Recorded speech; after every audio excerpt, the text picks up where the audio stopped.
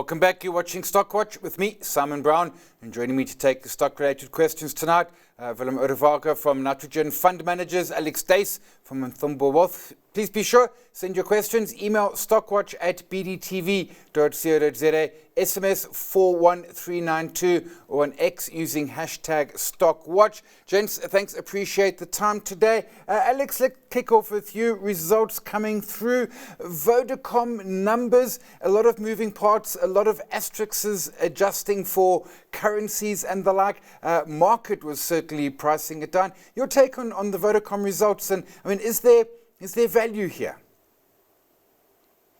Yeah, it's a tough one, Simon. I think for me, Vodacom has become too complex.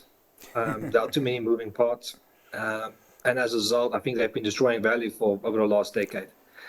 And you can see the set of results as well. I mean, they've got so many different issues across the portfolio. In DRC, problems in Egypt, problems in Ethiopia, problems in SA. We've got currency problems, we've got affordability problems.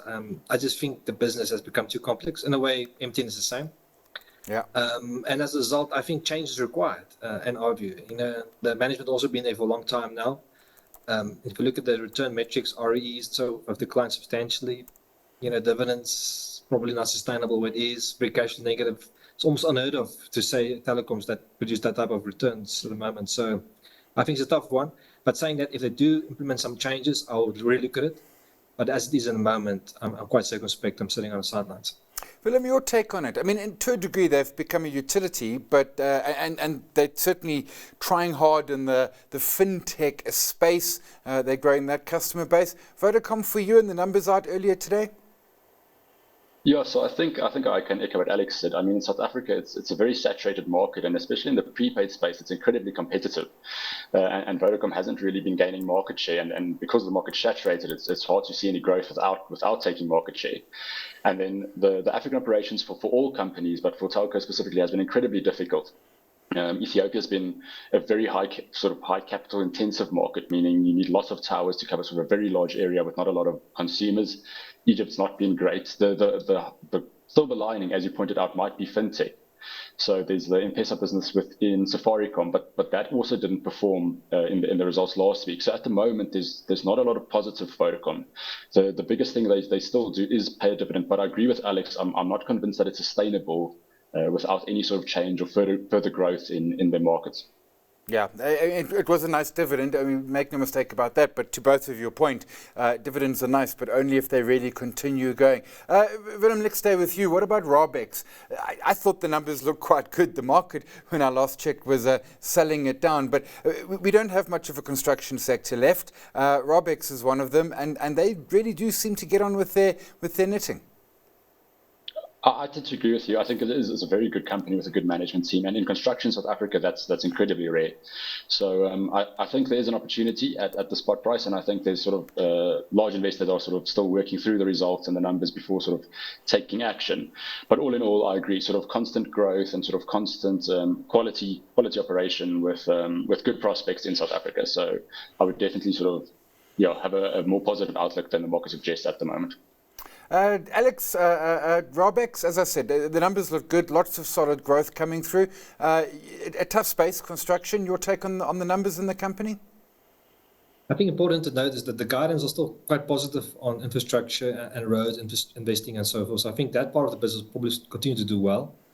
I think the disappointment probably came from the Baobab, specifically on the chrome side of the business, where you are seeing some pressure there on the prices. And they are guiding that there could be a wetter H2, and as a result, perhaps some production issues there. But, to be quite frank, I think the investment case, if you take a 2-3 year view and you believe that there's going to be some more investment in infrastructure in South Africa, Raubex will be very well positioned for that. And any weakness, I think, will then be a good entry point. Alex, let's stay with you. We also had finally some strong details on the Boxer listing. I think 42 to 54 is the price range, quite wide. Top end a PE of maybe around 18. Is the valuation looking attractive on Boxer? I think it's a very palatable IPO offer price they brought in there. And I expect it to be at the high end of that range, and probably for demand to remain high for the shares, post the IPO. So yeah, I think it's actually quite a fair price in our view. Yes, there's been a bit of slowdown if you look at the recent updates there and so forth. But I think the business is very well positioned over the medium term. We simply don't have a lot of growth stocks on the JSE, so I think investors are going to fall over their feet to get their hands on this and even look to buy post IPO. Willem, it certainly, we lack new listings, we lack growth stocks. Boxer promises to be both. Your take on the valuation now that we've got some insights around that? Yes, I think it's going to be fair to sort of fairly cheap given the growth rate. So, I mean, Pick n Pay shareholders seem to get some sort of a reward for the pain they've taken over the last sort of, I don't know, 6 months to a year in the Pick n Pay sort of superstore space. The valuation sounds expensive at maybe 15 to 18 PE, but in terms of the growth, they're guiding for top line of 12%, maybe long-term mid-double-digit top-line growth with sort of low double-digit operating growth, which in terms of a PEG ratio or a P to growth, 15 to 18 seems incredibly fair. The near-term numbers, like Alex points out, don't look great, but that includes a large transaction fee and extra costs that are linked to paying Pick n Pay for some of the services that are shared, which in time could reduce, and the efficiencies plus the scope for growth in the market they participate in. The sort of headline number is they're currently 25% of the total SA grocery market, which means even if they were to double, they'd still be a fairly small player. They won't be taking lots of market share from other players, which means that the long-term growth, the 5-year growth profile looks very interesting. And in terms of an IPO, I agree, it's exciting, and there seems to be demand. It's already covered 2.5 hours after the prospectus, and I agree with Alex as well that the demand will probably continue post-listing for investors who didn't get the sort of full demand on the first offering to the public. That's a good point. Let's stay with you a sec. I mean, a lot of the viewers out there are like, yay, an IPO. I mean, this is technically actually an accelerated book build, and you've got to phone around and try. This is not a traditional put your application in. It's probably mostly going to go to large institutions and fund managers. Yeah, that's correct. I think in terms of being able to subscribe to the book, you do need sort of access to a decent amount of capital and to sort of the right brokers. I don't think that excludes retail investors. So if you are a retail investor and you do want to participate, you're more than welcome to place a bid. But the books are decided at sort of the joint book runner level, and they would reward existing Pick n Pay shareholders and larger, more sort of substantial bids, just in terms of sort of the admin on their side. Yeah. And certainly someone asked me if there was, would you Pick n Pay shareholders automatically receive? Nope, this is not an unbundling. You've got to go and subscribe and pay. Willem, let's stay with you. Question coming through around Investec. In terms of our banks, it's done well, but it's one I think we often perhaps neglect in terms of the big banks. Investec, is it offering value here at these levels? Yeah, I mean, Investec stays a very, very high quality operation, but in terms of banking and the UK sort of exposure in the bank, I don't think that's necessarily the best bank to be in. I'd be honest, the preferred space, I'd say Capitec stays growth and Absa stays value, especially in a cutting cycle. So it's sort of interesting and it floats around, but unless it's showing sort of real deep value or a sharp drawdown, I don't think there's any reason to sort of change your allocation in banking towards Investec just sort of at a price point or at a point in time. It is a good company and a good management team, but it's also a mature company, so the growth is limited. So I definitely look at something that offers value like an Absa or offers growth like Capitec. You mentioned Capitec. Let's stay with you a second because I got a question coming up in a moment which says, Capitec, love the bank. It always seems expensive. Must I just learn that this is going to be an expensive stock? When I looked earlier today, I think price to book was over 8, which is eye-watering, but it grows.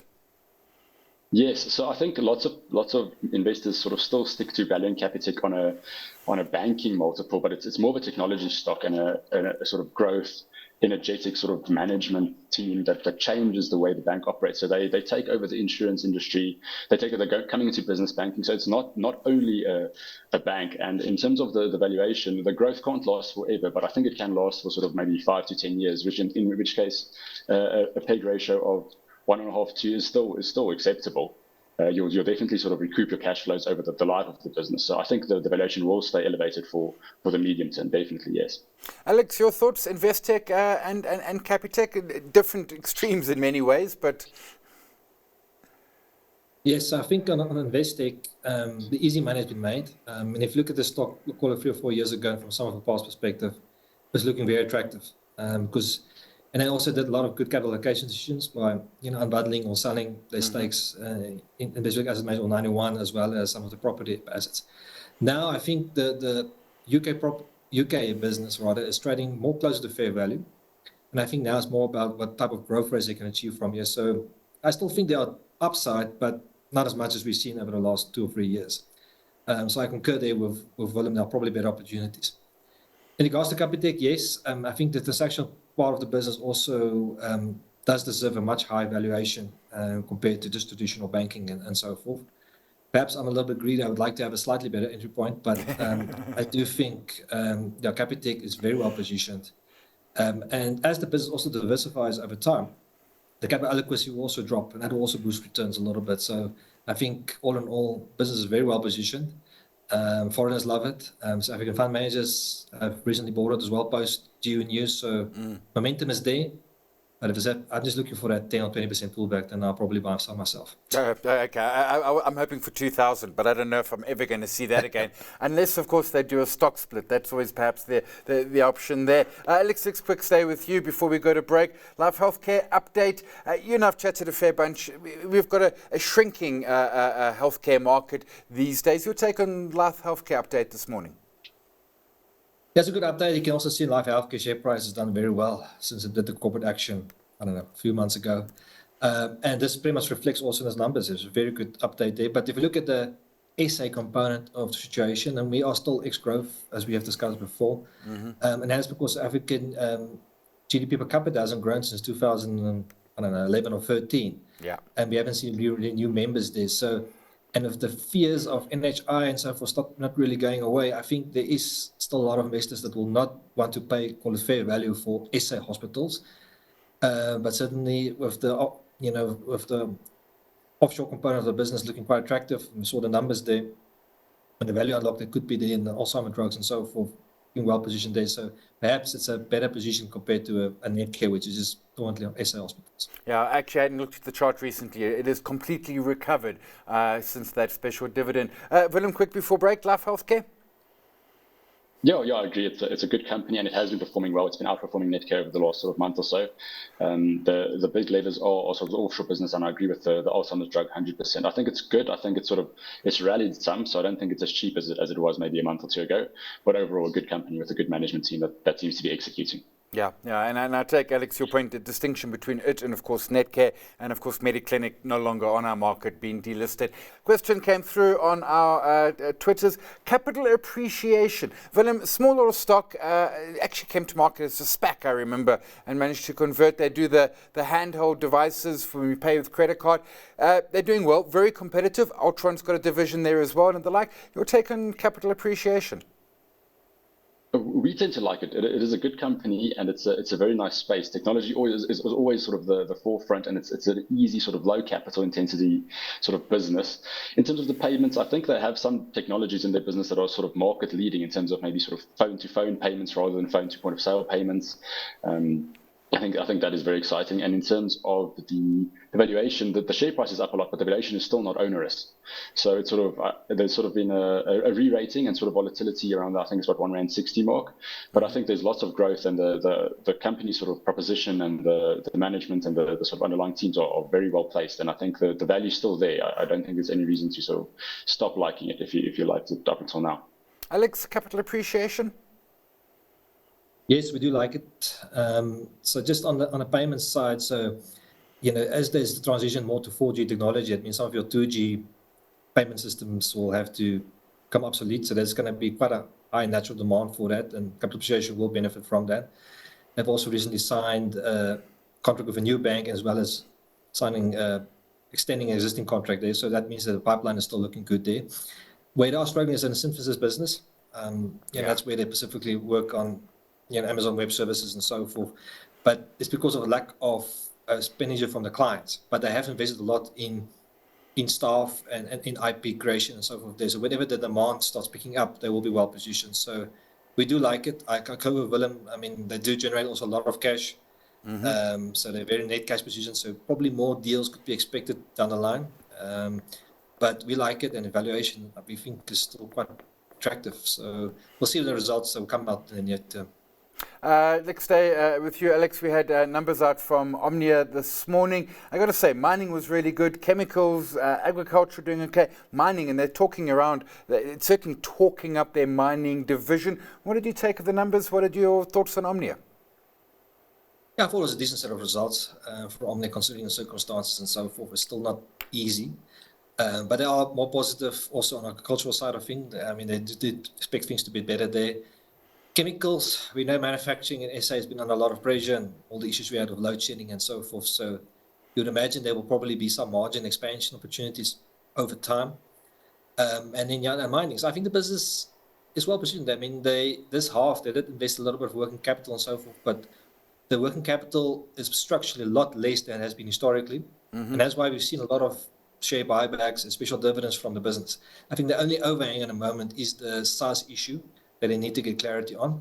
If it wasn't for that, the stock would probably be, quite a higher share price than it is at the moment, in my opinion. So I think management has done an excellent job there over the last few years, and they will be geared to a better SA economic environment. Yeah, and I take your point on SARS. That's just an overhang no one particularly needs. Willem, Omnia? Yeah, we also like Omnia a lot. I think the summary is simple, sort of like very strong agriculture, very strong mining.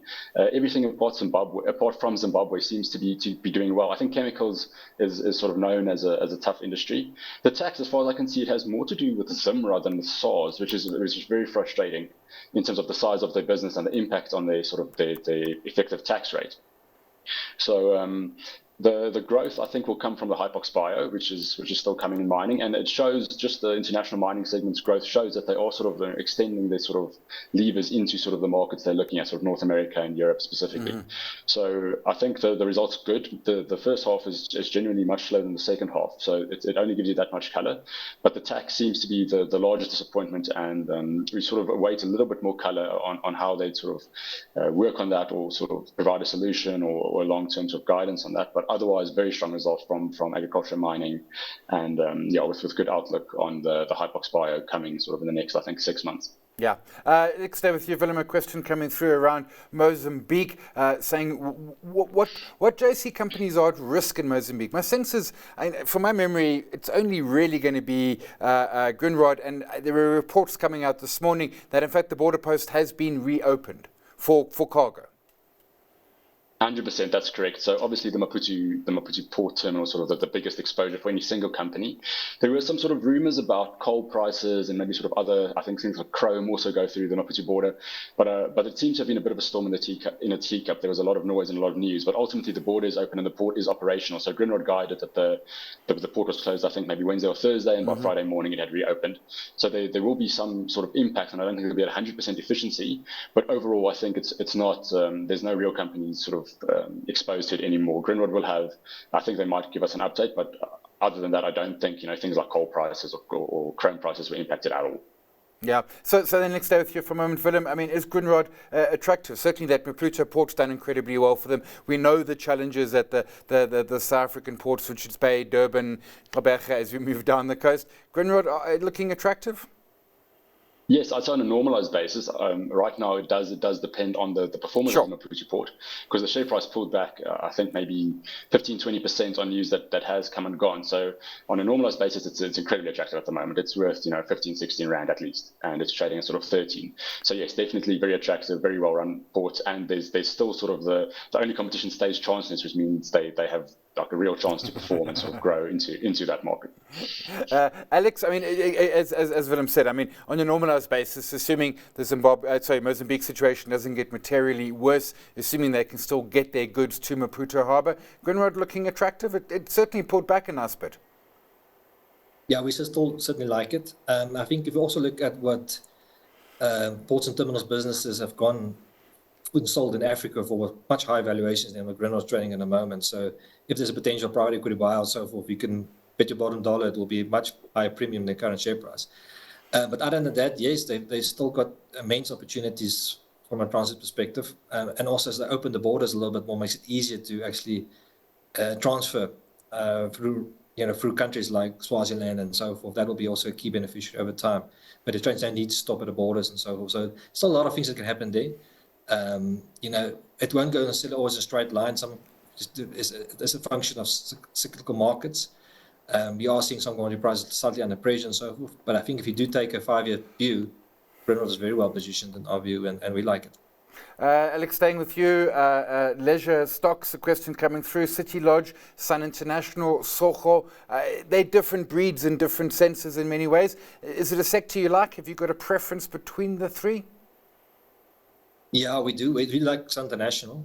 So the deal with Piedmont is now not going to proceed for the time being. We're not necessarily negative about that.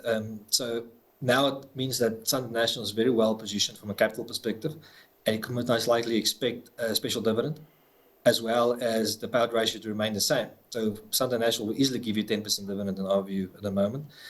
And also seeing economic activity picking up a little bit, specifically in tourism. And they do have, of course, have the resorts in Sun City and so forth, which helps a little bit. And they're traveling to Cape Town doing well.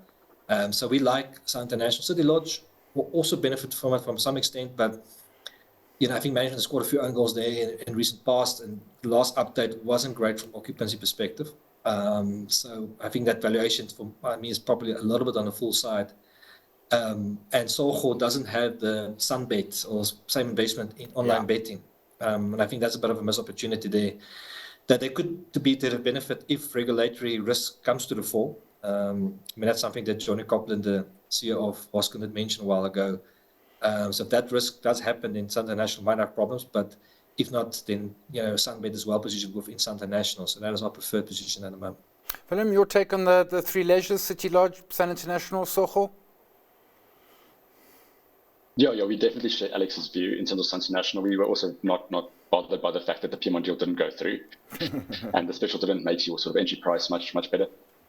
The share has done fairly well, but the exposure to South African hospitality seems safe and fair. I think sort of as global interest rates come down and there's sort of more sort of activity, they're well geared towards it, and we also like the betting business. So in that little 3-horse stable, we also pick Sun International for exactly the reasons Alex mentioned. We need to go to stock picks quick, but Alex, Willem, if I can stay with you. Clicks is almost like a Capitec in the sense that it's never going to be cheap, but it is going to be quality. So worth putting in a portfolio? Yeah, definitely. Most of the sort of performance on the JC comes from growth, and Clicks is a growth stock with a growth valuation, and that will keep coming as long as the earnings perform. The valuation would grow sort of in line or faster, to be honest, than the earnings. Alex, let's go to some stock picks. Lewis is your pick. The trading update, what was it? 45 to 55% increase in HEPS. We've been talking about growth stocks this evening. Here is one of them. Well, I won't say Lewis is a growth stock, but I think certainly some investors have missed perhaps what they were trying to do. So over the last 2 or 3 years, they've been investing a lot into the book. Mm-hmm. And that book is also repriced higher with interest rates going up. And that book is now yet to still give cash, which is still to come. So if you look at the balance sheet, also we've gone from a net cash position to call it today to the high end of the net debt position where I want to be. But this is now allowing them growth. I think earnings growth rate is going to be high for the next couple of years. And with cash earnings coming after that, and then they'll continue once again with their share buybacks and dividends after they've paid off some debt. And if you look at the last 5 or 6 years, the combined dividend and share buybacks, anything between, call it 15 to 20%. So they are giving back money to shareholders. There's some growth there. I think a lot of institutional investors haven't really covered Lewis, and I think they've been caught surprised. You can see the strong share price reaction over the last couple of years. And you only need 1 or 2 more of these investors to buy for Lewis to go to the next level. I think the business has substantially de-risked compared to where it was perhaps 10 years ago. Yeah. And no one knows more about furniture retail in South Africa than Johan Enslin. That's pretty much started there as a salesman all the year. He's the current CEO. Yeah, absolutely. And the buybacks are just relentless. It's my favorite chart. The shares outstanding. It just goes down and down and down and down. Willem, stock pick for you? I'm going to be picking Woolworths. They came up with a trading update this morning that was sort of very much in line and very well received. The main business there stays the food, which is top quality with incredible growth. I think you should look at Woolworths in terms of some of the parts. So they have one headache, which is Country Road Australia, and that's I don't think that's going away. And you should describe maybe a negative valuation or a zero valuation to that business. But the food business deserves a rating in line with something like a Boxer or a Checkers or a ShopRite, the listed ticker, in terms of valuation, along with the fashion, beauty, and home. And if you look at the South African sort of market, the fashion and home are sort of interesting and difficult to value, but the beauty and home, but the fashion, you can link to something like a Truworths or Mr. Price, and the results have been picking up, and the exposure to the sort of we're all waiting for the growth to come through, but to the GNU and sort of the positive outlook is good.